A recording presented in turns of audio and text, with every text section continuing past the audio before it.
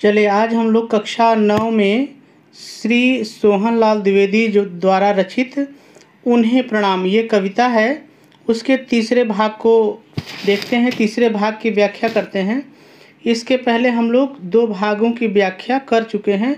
आज इसका बहुत छोटा सा भाग ले रहे हैं, सिर्फ 4 लाइन।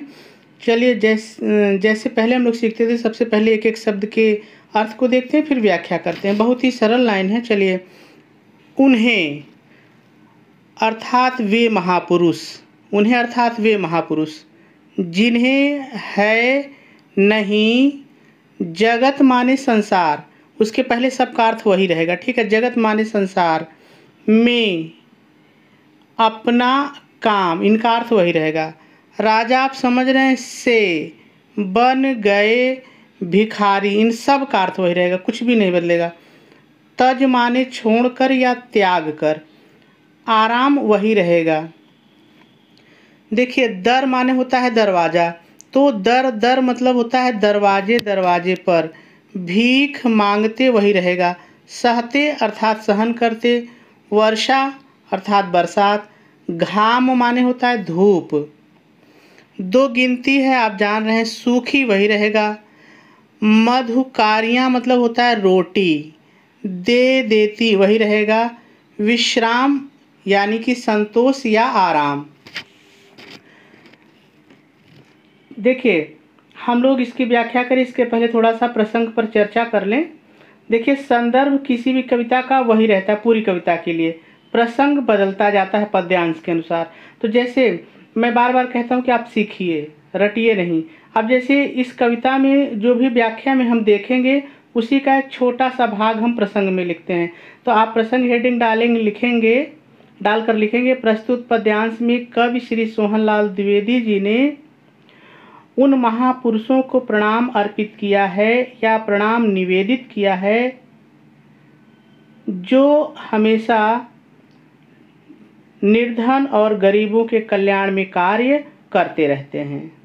बस इतना ही, ठीक है। तो रोक के आप प्रसंग को लिख लीजिएगा। चलिए व्याख्या शुरू करते हैं। शुरू करेंगे।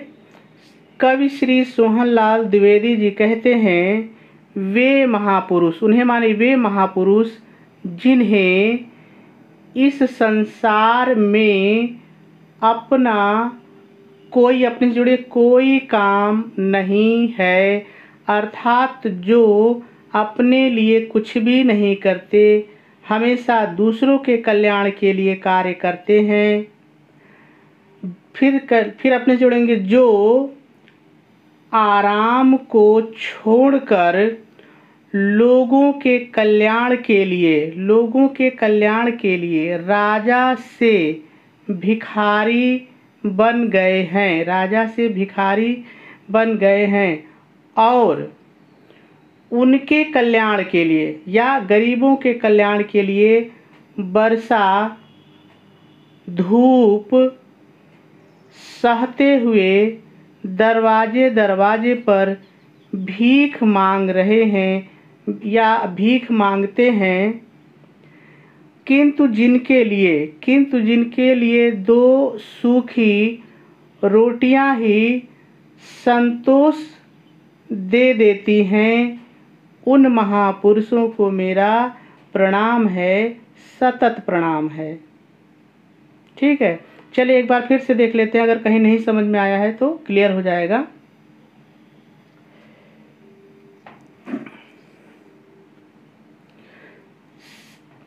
प्रस्तुत पद्यांश में श्री सोहनलाल द्विवेदी जी कहते हैं, वे महापुरुष, उन्हें यानी वे महापुरुष जिन्हें इस संसार में अपना कोई काम नहीं है, अर्थात जो अपने लिए कुछ भी नहीं करते, हमेशा विश्व के कल्याण के लिए कार्य करते हैं।